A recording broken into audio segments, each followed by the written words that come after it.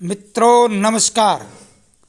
मित्रों, आज मैं जो कहानी आपको सत्य घटना पर आधारित सुनाने जा रहा हूँ, यह कहानी सत्य घटना पर आधारित लगभग 150 वर्ष पुरानी है।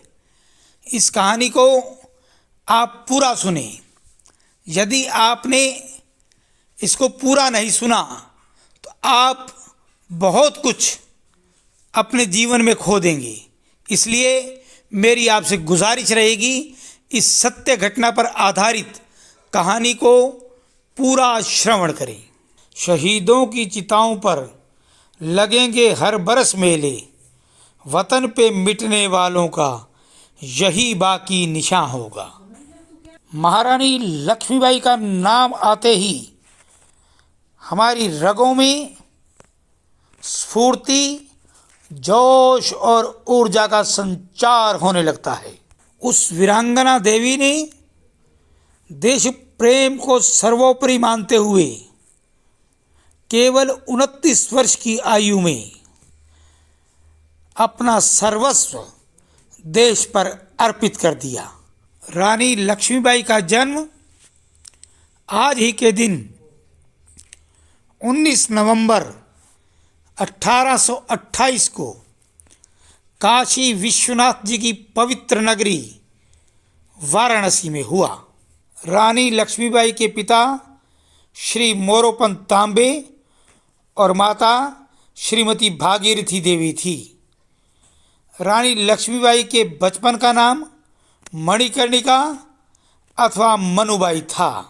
रानी लक्ष्मीबाई ब्राह्मण परिवार में पैदा होने के बावजूद भी बचपन में ही घुड़सवारी और तलवारबाजी सीख गई थी।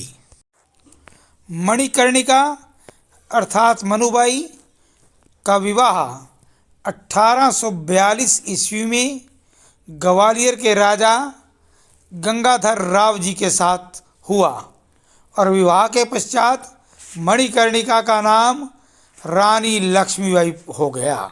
विवाह के 9 वर्ष बाद अर्थात 1851 में रानी ने पुत्र रत्न को जन्म दिया, लेकिन दुर्भाग्यवश कुछ ही समय बाद पुत्र की मृत्यु हो गई। अभी रानी इस सदमे से उभरी भी नहीं थी कि 1853 में उनके पति गंगाधर राव जी की भी मृत्यु हो गई। लेकिन रानी किसी और ही मिट्टी की बनी हुई थी। जीवन में हार मानना तो उन्होंने सीखा ही नहीं था और उन्होंने निर्णय कर लिया कि मुझे अपने वतन को, अपने देश को, अपने राष्ट्र को अंग्रेज़ों से मुक्त करवाना है और हिम्मत न हारते हुए स्वयं सैनिक की पोशाक में अपने सैनिकों को हौसला अफजाई के लिए, उनकी हिम्मत बढ़ाने के लिए स्वयं अगुवाई करने लगी। इस बीच रानी लक्ष्मीबाई ने एक पुत्र गोद लिया जिसका नाम दामोदर राव रखा गया। झांसी पर कब्जा करने हेतु अंग्रेज़ों ने झांसी पर हमला बोल दिया, लेकिन रानी बड़ी वीरता के साथ लड़ते हुए अपनी झांसी को, अपने देश को बचाने के लिए 17 जून 1857 को केवल 29 वर्ष की आयु में वीर गति को प्राप्त हो गई। आज कृतज्ञ राष्ट्र उस महान वीरांगना देवी रानी लक्ष्मीबाई को याद करते हुए शत शत नमन और कोटि कोटि प्रणाम कर रहा है, जिनकी बदौलत आज हम खुली हवाओं में सांस ले रहे हैं। उन शहीदों को कोटि कोटि प्रणाम। आइए रानी लक्ष्मीबाई को स्मरण करते हुए हम भारत स्तोत्रम की कुछ पंक्तियां सुनते हैं। नमाम्यखंड भारतम प्रणाम्यखंड भारतम भारतम भारतम भारतम भारतम प्रतिभरत भारतम नमाम्यखंड भारतम प्रणाम्यखंड भारतम प्रताप राणशौर्ये सदा वयं गर्वितं प्रताप राणशौर्ये सदा वयं गर्वितं छत्रपति शिवाजी समस्त एव अर्पितं छत्रपति शिवाजी समस्त एव अर्पितं वीरांगना लक्ष्मीबाई वीर पांड्य मंगलम वीरांगना लक्ष्मीबाई वीर पांड्य मंगलम नमाम्यखंड भारतम प्रणाम्यखंड भारतम भारतम भारतम।